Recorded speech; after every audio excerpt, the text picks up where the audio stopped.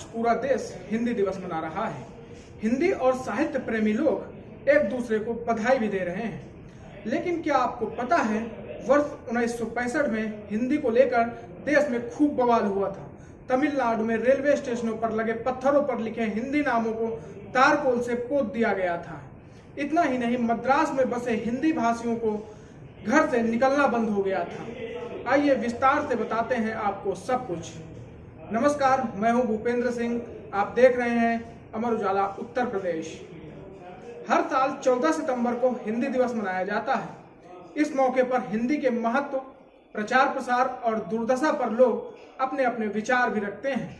भाषा को समृद्ध करने के लिए संकल्प भी लिए जाते हैं। दरअसल इसी दिन हिंदी को भारत की संविधान स्वीकृत राजभाषा स्वीकार किया गया था।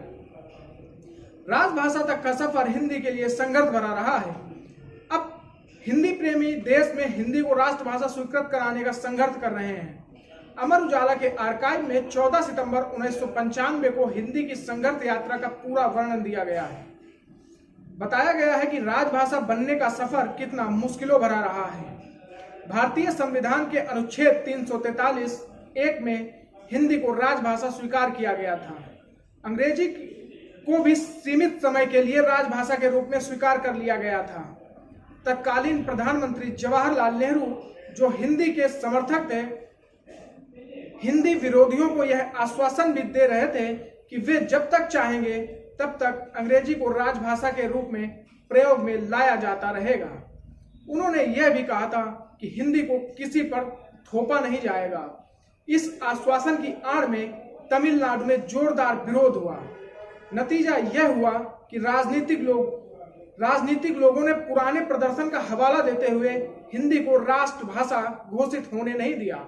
नागरी प्रचारणी सभा में मंत्री चंद्रशेखर शर्मा ने बताया कि नागरी प्रचारणी का उद्देश्य यही है कि हिंदी को अब तक राष्ट्रभाषा पद पर सुशोभित किया जाए।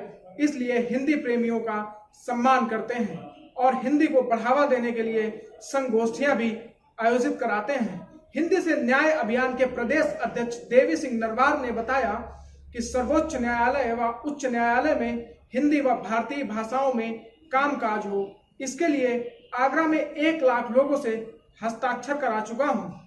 यह अभियान न्यायविद चंद्रशेखर पंडित भुवनेश्वर दयाल उपाध्याय के सफल नेतृत्व में 35 वर्षों से चल रहा है। इसके लिए भारतीय संविधान के अनुच्छेद 348 में संशोधन किया जाएगा। KMI के डायरेक्टर प्रोफेसर प्रदीप श्रीधर ने बताया कि हिंदी की जो दुर्दशा थी अब सुधर रही है। देश विदेश में हिंदी को पढ़ने वाले छात्रों की संख्या बढ़ी है। तकनीकी क्षेत्र में भी हिंदी वालों की जरूरत पड़ रही है। अब हिंदी को राष्ट्रभाषा कर घोषित करने का समय आ गया है। तत्कालीन प्रधानमंत्री जवाहरलाल नेहरू के आश्वासन के बाद वर्ष 1965 में तमिलनाडु में हिंदी को लेकर जोरदार प्रदर्शन हुआ।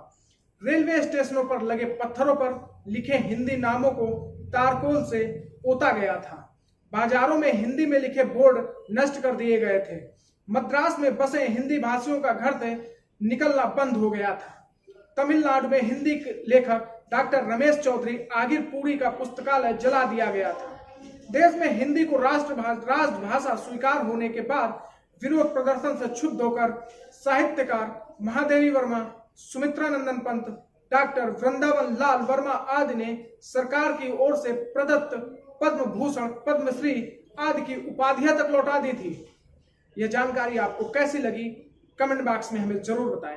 अगर आप ये वीडियो YouTube पर देख रहे हैं तो हमारे चैनल को सब्सक्राइब करें और बेल आइकन को दबाना ना भूलें। अगर आप Facebook पर ये वीडियो देख रहे हैं तो हमारे पेज को लाइक करें।